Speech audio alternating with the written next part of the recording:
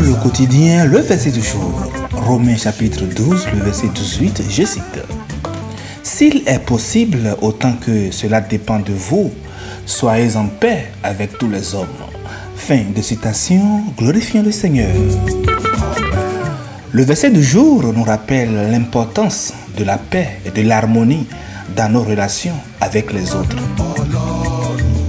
Bien-aimés, le verset parle de la paix, non seulement comme l'absence de conflit, mais aussi comme l'harmonie, la réconciliation et le bien-être dans nos relations.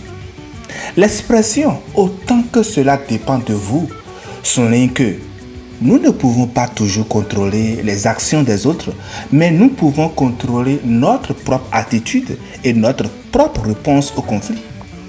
Le verset finit en nous exhortant à être des agents actifs de la paix, à rechercher la réconciliation et à travailler pour préserver l'harmonie dans nos relations avec les autres.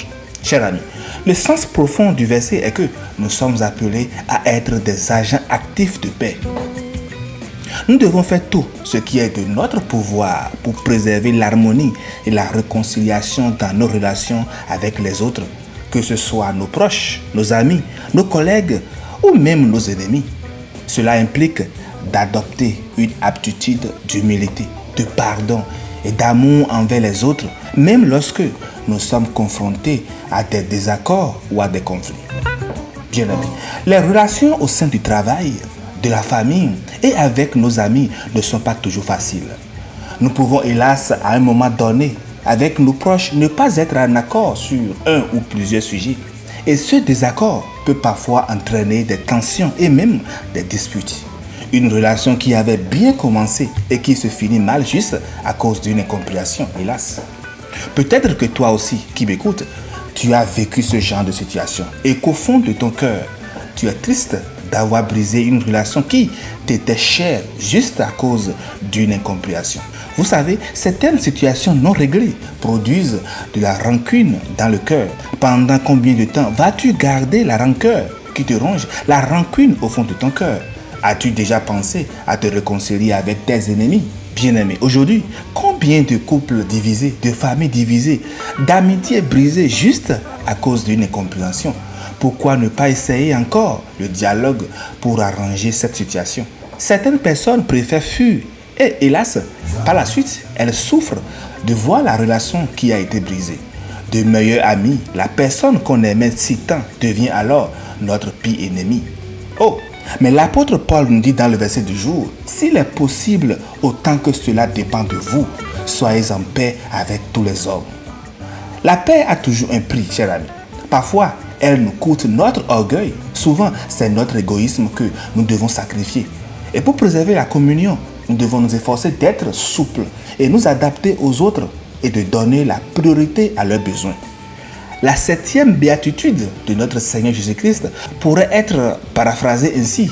Heureux êtes-vous quand vous pouvez montrer aux autres comment coopérer au lieu de rivaliser ou de se disputer. C'est alors que vous découvrez votre véritable identité et votre place dans la famille de Dieu. Bien-aimés, il est important de savoir que faire œuvre de paix n'est pas éviter tout conflit, non pas du tout. Fuir un problème en prétendant qu'il n'existe pas ou avoir peur d'en parler est en réalité de la lâcheté. Notre Seigneur Jésus, le Prince de paix, n'a jamais eu peur de conflit. Faire œuvre de paix n'est pas non plus rechercher l'apaisement à tout prix.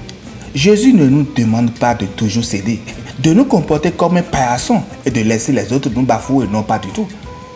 Lui-même, Jésus, a refusé de céder sur de nombreux points et a tenu ferme face à l'opposition. Nous devons donc faire de notre mieux pour être des artisans de paix dans un monde souvent marqué par la division et le conflit.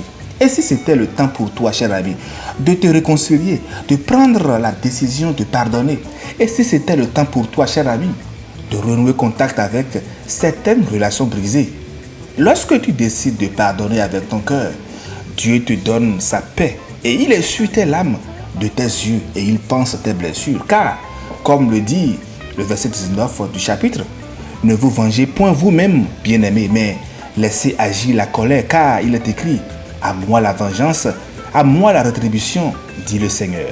Chers frères et sœurs, évite les querelles, reste simplement dans l'amour. Bonne méditation et journée bénie à toutes et à tous dans l'amour de Christ Jésus. Alléluia.